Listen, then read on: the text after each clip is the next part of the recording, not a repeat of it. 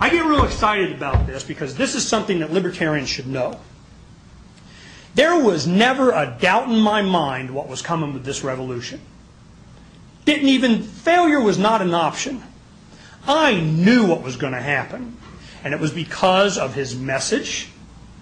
He was libertarian, and for the first time we were going to get a national exposure to a hardcore, no-compromise libertarian philosophy.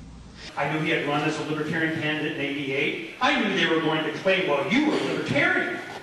And I knew one thing that a lot of people didn't know. He wasn't going to shy away from it. He was going to embrace it. Paul says he would abolish public schools, welfare, Social Security, and farm subsidies.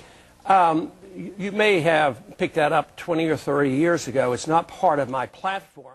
Because I already knew what Ron Paul's message was. I already knew that he had run as libertarian in '88. I knew he wasn't going to back away from it. I knew that they were going to bring it up. I knew he was going to go like, and that's public what I'm trying schools. to do. Are you still for? No, I'm not. Okay. I've never taken the position. Is it in my platform? And it no. was when you ran for president in 1988. You called for the abolition of public schools. I bet that's a misquote. I do not recall that. I'd like to know where that came from because I went. And Social Security, you're okay on Social Security now.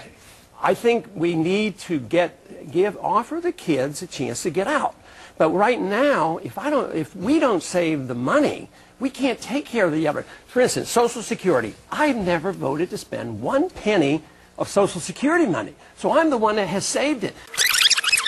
And for the first time, we were going to get a national exposure to a hardcore, no-compromise libertarian philosophy. For federal legal purposes, the Defense of Marriage Act is proper and it takes care of all the problems. If you have to have rules and regulations, put it at the state level like the Constitution says. And for the first time, we were going to get a national exposure to a hardcore, no-compromise libertarian philosophy.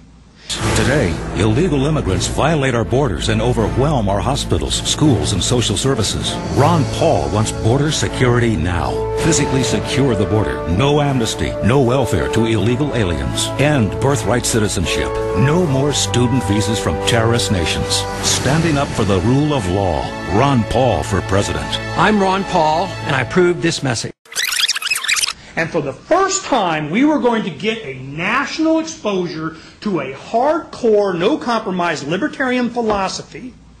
This war on drugs is totally out of control. If you want to regulate cigarettes and alcohol and drugs, it should be at the state level. That's been my position, and that's where I stand on it. But the federal government has no prerogatives on this.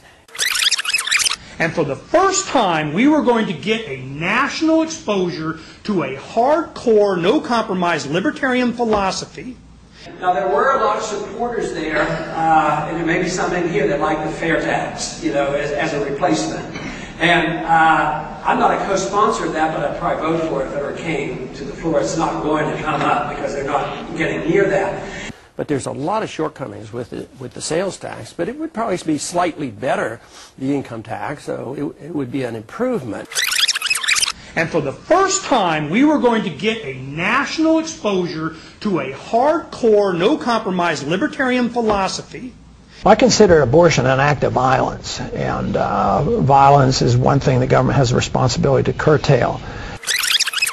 And for the first time, we were going to get a national exposure to a hardcore, no-compromise libertarian philosophy. Congressman, what do you think of Bob Bard? Does he faithfully represent the values of the Libertarian Party? I think so. It doesn't mean that you could look at his voting record like you look at mine and say that there was never any infractions. That doesn't mean that he can't represent these values, and he's saying the things that he should be saying. He's joined the Libertarian Party, and he presents these views, and he talks our language. So I do really believe that he can have a very positive effect in this campaign. And for the first time, we were going to get a national exposure to a hardcore, no-compromise libertarian philosophy. Because I'm telling you, young people, they know your BS now. You cannot BS the young people because they go to this. They push the truth button and they find out. And I tell you what young people hate more than anything else. Hypocrisy.